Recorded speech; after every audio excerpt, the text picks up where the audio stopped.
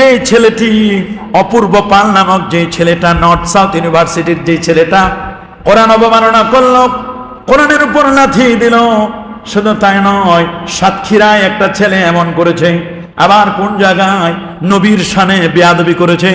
এই এক সপ্তাহের ঘটনা। কোরআনের উপর যেভাবে অবমাননা হচ্ছে, নবীর হাদিস মুবারাকের উপর যেভাবে অবমাননা হচ্ছে, সেই দিন আর বেশি দূরে নয়, মানুষগুলো একটা সুশীল সমাজ যারা আছেন তাদের একটা সস্তা পচা বস্তা একটা তারা ছেড়ে দেয়। যখন কোনো ইউনিভার্সিটির টিচার অথবা কোনো ইউনিভার্সিটির কোনো স্টুডেন্ট যখন এই কাজগুলো করে, তখন তারা বলে এরা প্রতিবন্ধী, এরা বলে এদের ব্রেন ঠিক নাই। আমরা বলতে চাই এদের ব্রেন ঠিক নাই। এরা প্রতিবন্ধী হলে ব্রেন যদি নষ্ট হয়ে যায়, তাহলে এত বড় স্বনামধন্য নর্থ সাউথ ইউনিভার্সিটির মতো একটা ইউনিভার্সিটিতে তারা চান্স পায় কেমনে? তাহলে বোঝা গেল নর্থ সাউথ ইউনিভার্সিটি এটা কি পাগলা গারত নাকি পাগলকে ভর্তি করায় নাকি? এটাও আমাদের কাছে প্রশ্ন। কথা বলুন। তাহলে সব পাগল কি সেখানে যায়? বুঝতে হবে ডাল মে কুচ কালা হায়, এখানে কথা রয়েছে। তারা এটা একটা সস্তা একটা শব্দ বের করে দেয়, বলে ছেলেটার ব্রেন নষ্ট, ছেলেটার ব্রেন নষ্ট। মহাভারত সম্পর্কে বাজে মন্তব্য করলো না, ওল্ড টেস্টামেন্ট সম্পর্কে বাজে মন্তব্য করলো না, ইউনিভার্সিটি সম্পর্কে বাজে মন্তব্য করলো না। ছেলেটার যদি ব্রেনে নষ্ট হয়, সে কোরআন মাজিদ সম্পর্কে কেন বাজে মন্তব্য করলো? এটাই হলো জাতির জানার বিষয়। যে শুধু কোরআন মাজিদকে তারা যেভাবে কোরআনের প্রতি অবমাননা করো, আল্লাহর কোরআনকে এইভাবে অবমাননা করে কোরআনের আরশচুম্বী মর্যাদা, কোরআনের আকাশচুম্বী জনপ্রিয়তাকে কখনো কেউ মিটাই দিতে পারবে না। পারবে নাকি? কোরআনের জনপ্রিয়তা, কোরআন গোটা পৃথিবীর মানুষগুলো কোরআন পড়ার জন্য পাগল পানা, কোরআন জানতে চায়, কোরআন মাজিদ বুঝতে চায়, কোরআন থেকে তারা শিক্ষা নিতে চায়। আল্লাহু আকবার। রব্বুল আলামিন চ্যালেঞ্জ করে জানান দিলেন সূরাতুস সাফের মধ্যে আল্লাহ বলছেন, ইউরিদুনা লিয়ুতফিউ নূরাল্লাহি বিআফওয়াহিহিম ওয়াল্লাহু মুতিম্মু নূরিহি ওয়ালাউ কারিহাল কাফিরুন। তারা চায় মুখের ফুৎকার দিয়ে আল্লাহর কোরআনটাকে নির্বাপিত করে দিবে, নিভিয়ে দিবে। আল্লাহু মুতিম্মু নূরিহি, আল্লাহ তার নূরকে প্রজ্বলিত করবেনই করবেন, যদিও কাফিররা এটাকে অপছন্দ করে। হুয়াল্লাযী আরসালা রাসূলাহু বিল হুদা ওয়া দীনিল হক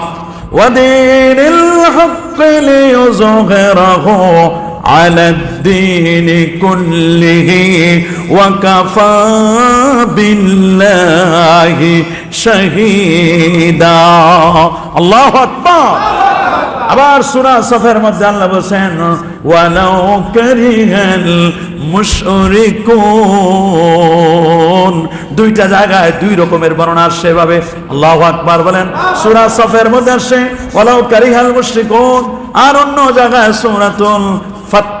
সূরাতুল ফাতহের মধ্যে আল্লাহ রাব্বুল আলামিন সেখানে বলেন, ওয়া কাফা বিল্লাহি শাহিদা। সুবহানাল্লাহ বলেন। কোরআনের ব্যাপারে, নবীর ব্যাপারে সাক্ষী দিবেন আমার আল্লাহ। বলেন কে? এই কোরআনটাকে, কোরআনের এই বাণীগুলোকে কেউ মিটাই দিতে পারবে না। যারা মিটাই দিতে চায় তাদের বড় বড় পণ্ডিতগুলো কোরআনের পরশেষে কালেমা পড়ে মুসলমান হচ্ছে। আল্লাহু আকবার বলেন। সেই কোরআনের সব কিছুর বর্ণনা আমার আল্লাহ দিয়ে দিয়েছেন। সে আল্লাহকে চিনল না, কোরআন মাজিদকে চিনল না, নবীকে চিনল না।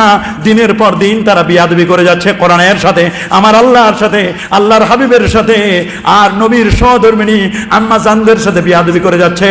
আমি মাননীয় প্রধান উপদেষ্টাকে একথা ব্যর্থ কণ্ঠে জানান দিতে চাই, এবং স্বরাষ্ট্র উপদেষ্টাকে একথা বলতে চাই, আল্লাহ রসুলের শানে, কোরআনের শানে যদি কেউ বিয়াদবি করে আর পা দিয়ে যদি কেউ কোরআনের উপর লাথি মারে, এই পা জমিনে চলতে পারে না। এই পা কাটার ব্যবস্থা রাষ্ট্রকে করতে হবে।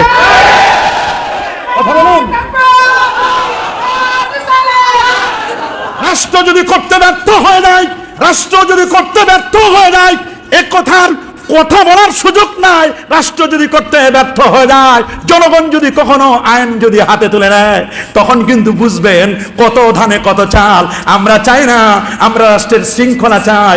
আমরা চাই কেউ যদি কোরআন সুন্নাহর বিরুদ্ধে কোনো কিছু বলে, আল্লাহর হাবিবের সামনে যদি কেউ গোস্তাখি করে, আমরা বলবো বাংলার জমিনে ব্লাসফেমি আইন করে ওই রাসেল চত্বরে, ওই সংসদ ভবনের সামনে অথবা জাতীয় মসজিদের সামনে কোরআন সুন্নাহ নবীর ব্যাপারে যদি কেউ বাজে মন্তব্য করে, কোরআনের ব্যাপারে বাজে মন্তব্য করে, ওরা এই জমিনে থাকার অধিকার তাদের নাই।